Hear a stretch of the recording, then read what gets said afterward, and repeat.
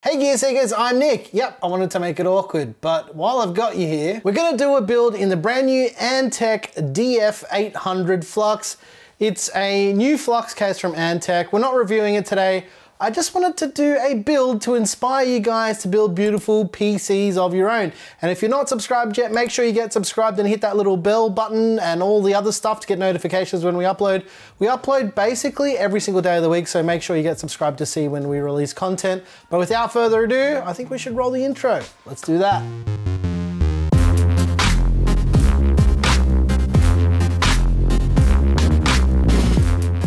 As I mentioned with these type of videos on the channel, they're designed to inspire you guys to build beautiful PCs of your own. And I think we kind of did that today. So let's see how this blue and gold beast came together. Let's do a building ting.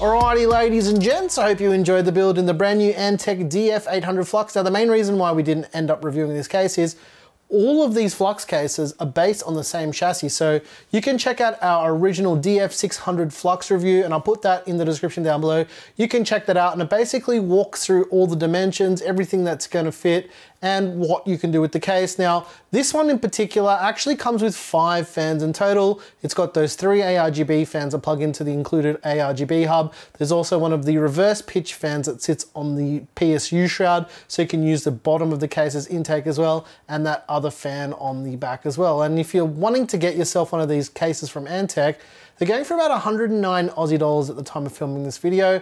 I'm not quite sure how much it's gonna be in the rest of the world, but use that as a bit of a guide. I'm gonna say from the top of my head, maybe 69 US dollars. The reason why I don't review these new Antec cases really when they come through, and I'll say this one more time, just so it makes sense, is because basically they're the same case with a new front panel or different fans or whatnot. Other than that, the Flux cases are basically the same. So in terms of thermals and stuff, I didn't think it was interesting enough to dive into because we've already covered like most of the Flux series. So this is just adding to that. But I gotta say that new design on the front panel, I'm kind of digging it. I kind of like that it's a mix between the mesh and the glass as well. So you're getting airflow and aesthetics through that front panel as well. So it may or may not be your cup of tea, but you know, it's not really up to me.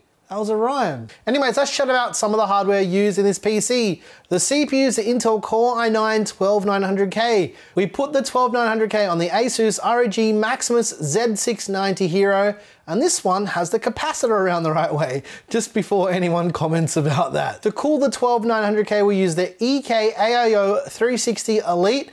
Now, because this board supports LGA 1200 cooler mounting, we were able to mount this cooler with adequate mounting pressure, even though it's not technically compatible with Z690 boards and LGA 1700, but it works without a problem.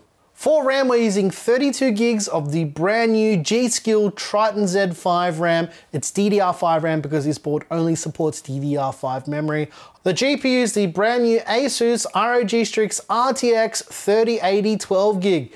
And if you want to hear what I think about the RTX 3080 12 gig, I'll put a link in the description to yesterday's video, or at the time of watching this, whenever you watch it, you can watch that video and you can hear all my thoughts about this very bizarre refresh. And while we're on the topic of the GPU, I know someone's gonna ask, the GPU support bracket is one from the old Aorus 2080 Ti's. I got a stack of them just like because I was like, hey guys, have you got more of these? And they're like, yeah. So they sent us a couple. So we use those in our builds because they're really easy to hide and they're magnetic. So they kind of stick to the bottom of the case. If I find an Amazon link or whatnot to them, I'll put them in the description because we get asked about them quite a lot. The additional fans in the system are EK-AIO D-RGB fans. So they're all addressable RGB. They're actually the fans that come with the cooler, and I had a spare one to chuck on the back as well. The cable extensions that you're seeing are custom black and gold cable mod cable extensions.